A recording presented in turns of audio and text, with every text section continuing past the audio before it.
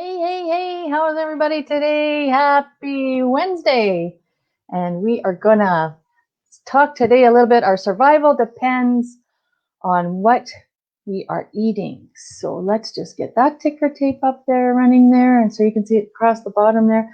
Got some wild hair here today. Sorry about that. Just kind of got out of the shower. So we'll get this comments going up here. So if you're popping in here for the very first time, there's a link up above that says StreamYard. This is a third-party software program that I'm using here to have this chat with you today.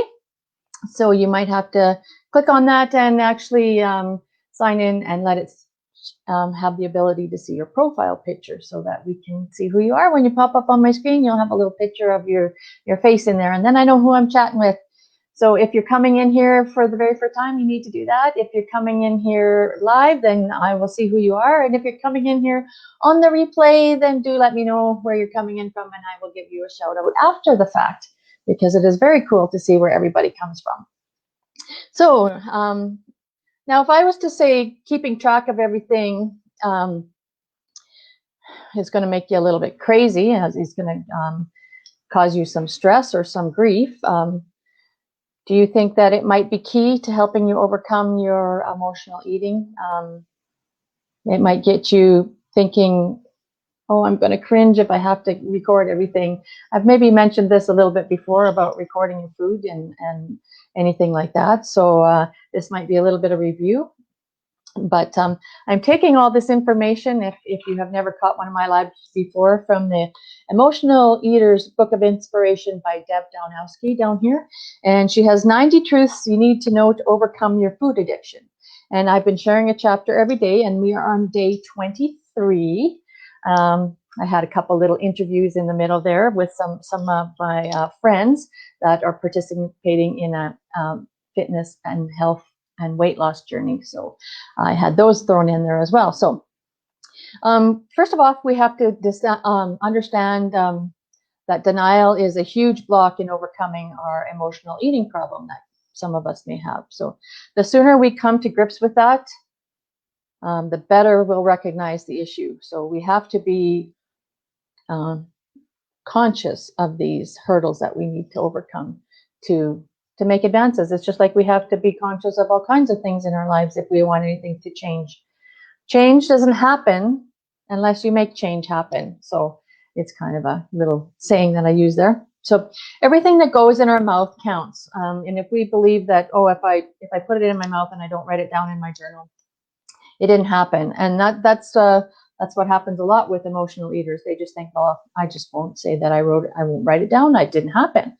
So that's a bad rut to get into as well. So I'm just going to introduce myself now. So those are some of the topics that we're going to discuss and bring up while we're here today.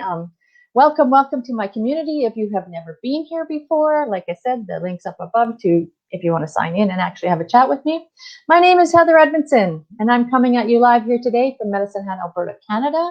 I am home from the lake for a few days, helping out with the grandkids and their swimming lessons. So I create a community here to provide a health environment where we're going to discuss some health tips and share some recipes and give you some thoughts about overcoming. Like I said, right now we're talking about the Emotional Eaters Book of Inspiration. So, and I'm going to help you reach your health and fitness goals through coaching, mentorship, and accountability.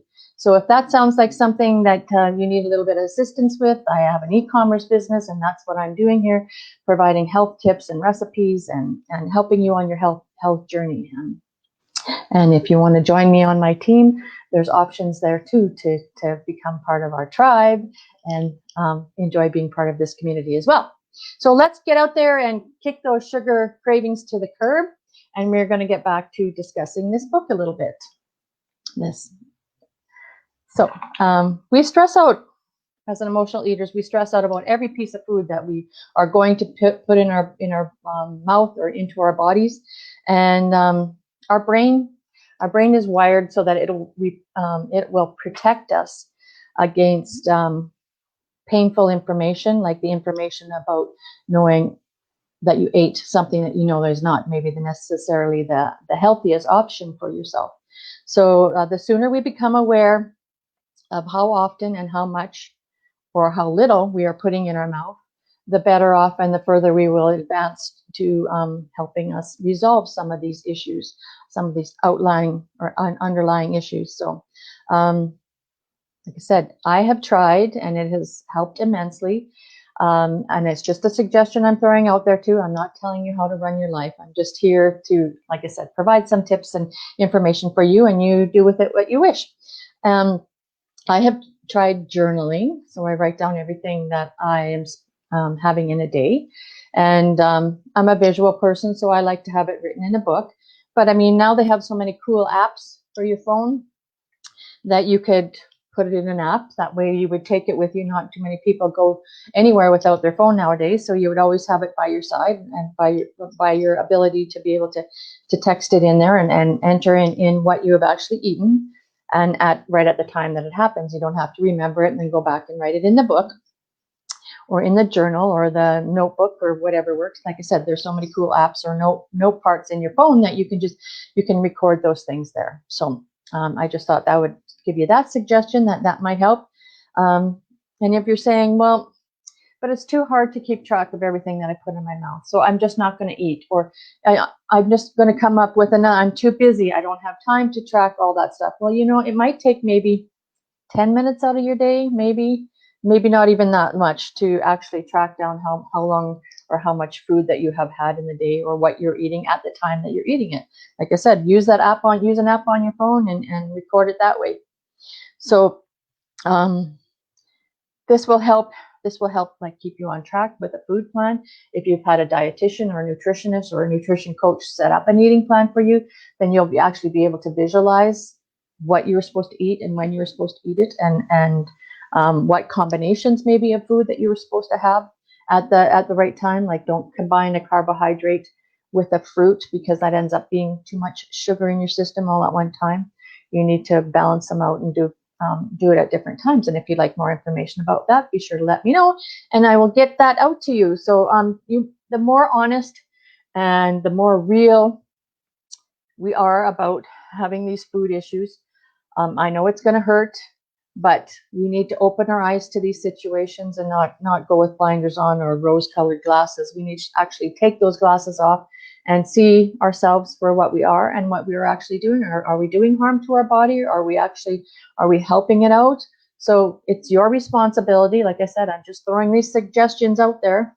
I'm not telling you how to run your life, but you are worth it. You are worth it to take the time and invest some time in yourself, in your brain health, in your body's health, and you will feel so much better if you do some of these little tips that I'm suggesting to you. So I've had several people in the past that have, when they've started to write down what they are eating in a day, then they've actually realized that, hey, maybe I'm having way too many cans of these in a day, when they think maybe they've only had one or two. And then they actually start to track it, then they're like, oh my goodness, I've had the big 2-liter ones as well. So it gives you a real viewpoint of actually what you're eating, or maybe you aren't eating quite enough in a day. You have to eat the right amount of calories in a day to create your metabolism, to speed it up, so that it'll burn calories in a day. And another way of speeding that up is of course by throwing some exercise in there, and it helps to rev up your metabolism that way. So by tracking this stuff, then you can actually visualize. Like I said, I'm a visual person, and I need to see things either in black and white print form, or, like you said, I don't even have my phone down here, on your phone, if that's the technology that you use today. So we need to stop, take a breath, take control of the situation. Don't let yourself get defeated. Reach out to the accountability partner if you have one. If not, reach out to me, and I'll be your accountability partner. And we just need to maybe try. Here's another suggestion: try writing 3 columns on a piece of paper. So you have your little book here, and you divide it into 3 columns. And on the first column, well, this is backwards for me. So on the first column, you're going to put the times down the one side, and then in the middle column, you're going to put the foods that the food that you're putting in your mouth. And in the last column, put down how that made you feel by having that food that you had, whatever it was, a piece of fruit or whatever it was that you had. Maybe you had chips and a chocolate bar, I don't know. But write down your emotion beside that of what it was doing for you, how it was making you feel. And keeping this book or your app on your phone, keeping it with you all the time. If you're preparing most of your meals in the kitchen, maybe keep it in the kitchen drawer or on a bench. We have a chopping bench, and I've set, and ends up being way too many things being set on that bench, but have it somewhere it's visible so that you're actually going to use it, and you're going to get your pencil out there and you're actually going to write it down, and you're actually going to take control of what you are putting in your mouth. Because if you don't write it down and you put something in your mouth, then it's only harming you. Like, I'm not here to go over to your house and check your list and see what you wrote down for that day. I'm not going to be your mom and hold your hand through this. You have to take some responsibility for this. And there's no excuses here, people. You can come up with all kinds of excuses, and you'll go back to the lies that you tell yourself. Oh, one piece won't hurt, and oh, I can just have this once because it's a birthday party or a celebration of some kind. No excuse is good enough. You have to shift your mind around thinking that you're going to be able to be like an alcoholic and just have one drink. You're going to have to shift it around and say, well, I can't have those bags of chips in the house, because if I know they're there, I'm going to eat them. And if somebody else brings that bag of chips into the house for an event that's happening in your home, then get them to take it if they don't use it all when they leave, because if it's going to sit there, you're going to eat it, aren't you? Well, I am. So no excuse is good enough. And if you don't take the bull by the horns and do something about this, you're never going to overcome your denial that you're having. So there's no time like the present to start something new. Let's start today. Like I said, no excuses and no denial. So I hope that everyone has themselves a wonderful rest of the day, whatever time of the day it is for you. It is lunchtime here, so I'm just going to go and make myself some lunch. If you'd like a PDF of some of the recipes that I have access to, some of the healthier options, maybe I can send you out a few PDFs about that. I am participating in another round of the Health and Wellness Challenge that is my company is putting on. So if you want any information about that, I can help you with that. You can participate in it through me, and I will guide you, because the doors have already closed for registration for that. But if you wanted to do it alongside me while I'm doing it in the challenge, then we can actually be accountability buddies to each other, and I will help you that way. The next challenge doesn't start again until September, so I will give you the details of that when I have the details of that. You're going to see my face all over the place in the next little while, because I am also participating in the 21-day Go Live video challenge that my mentor Helen Martin is putting on. So you'll see me here, and you'll see me on my other page, and you might see me on my personal profile, and I'm going to be providing the information that she has given us, the little tasks that she gives us for that 21 days of what we're to talk about. So you will see me on some of those pages, and you'll see my face all over for the next 21 days. And I will be back again for the next chapter of this on this page of the Emotional Eaters Book of Inspiration. I will be back tomorrow. Thanks everyone who popped on here live. Sorry I didn't get a chance to say anything to you. And anybody coming in on the replay, let me know. I will talk to you again soon. Bye-bye for now.